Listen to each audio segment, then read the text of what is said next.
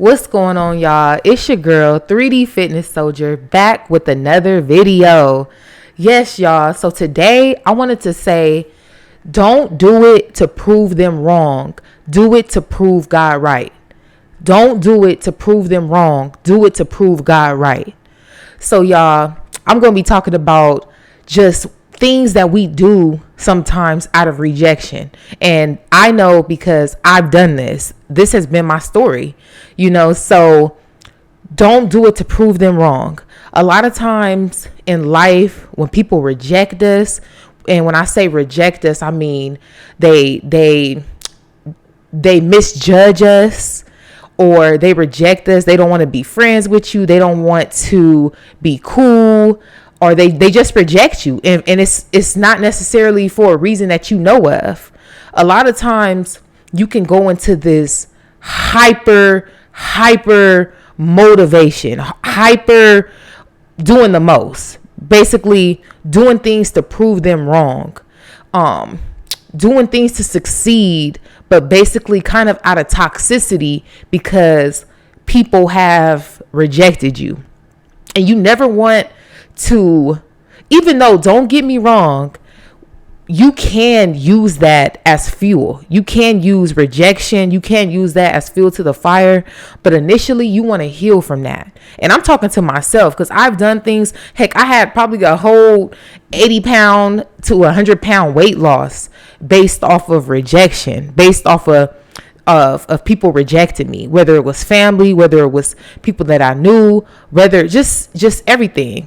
But it's a different type of energy that you are using when you do that, and it's kind of like a anger in a way. You're angry. People have rejected you at your lowest times when you felt like nobody else was there, and they rejected you too. So I want to say to the person that feel like they rejected, to the person that feel like everybody is against them when they going through it, to don't try to succeed based off of that. Just try to succeed based off of proving God right, showing people who you are in God, and let them see that. Don't do it out of toxicity. And that's what I would have told my younger self. Don't try to strive and succeed and do all these different and achieve. The number one thing that we try to do is achieve out of rejection. Sometimes you got to sometimes look at, dang, why am I trying to achieve all this? What is the reason? What is the ultimate reason? Is it to prove them wrong? Is it to prove God right? Do things out of your love for God, not because someone mistreated you, not because someone might have not been right with you, but do it to prove God right. I remember not too long ago being that person, like, oh, this person did this to me. I'm about to stun on them. Now I'm about to do this. I'm about to make it. I'm about to this. But no, that's the wrong way to approach things. Whatever person rejected you, it was not meant for them to be in your life. Whether when you level up, whether you was at the level that you was at, it wasn't meant for them. Remember, God has this whole thing ordained. Everything that you going through, the people that's in places, all of that is already fully structured. So look at everything as a blessing. And that's what I'm learning right now. Look at everything. God basically moved them pieces around on your chessboard, so you don't have to deal with them, or you don't even know what they was in your life for. You don't know their heart. God knows their heart, and God knows your heart. And separation sometimes is key. So don't ever feel rejected or strive just because you feel rejected.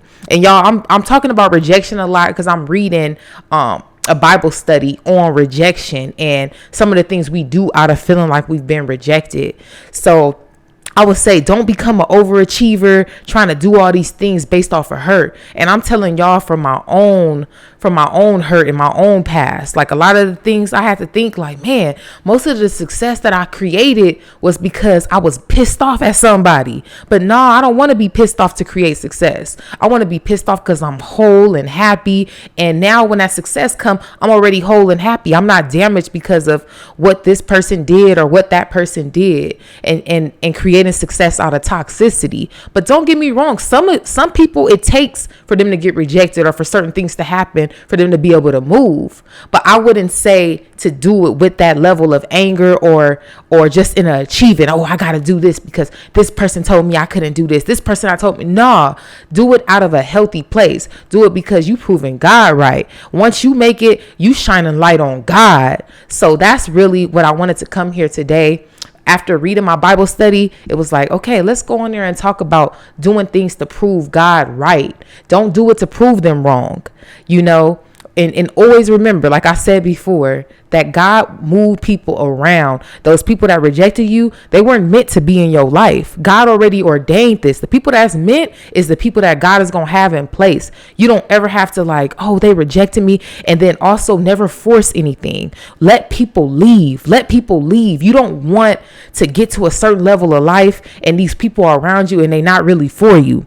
Let people leave. Let God do his work and let people leave, because God knows the heart of people. God knows their heart. God knows their heart and God knows your heart. And he knows when people, okay, this person don't need to be attached to my pure at heart person, you know? So y'all, leaving with this, don't do it to prove them wrong. Do it to prove God right. Y'all have a blessed day. Remember that. Stay encouraged. Stay motivated. Stay inspired in a healthy way, y'all. God bless you.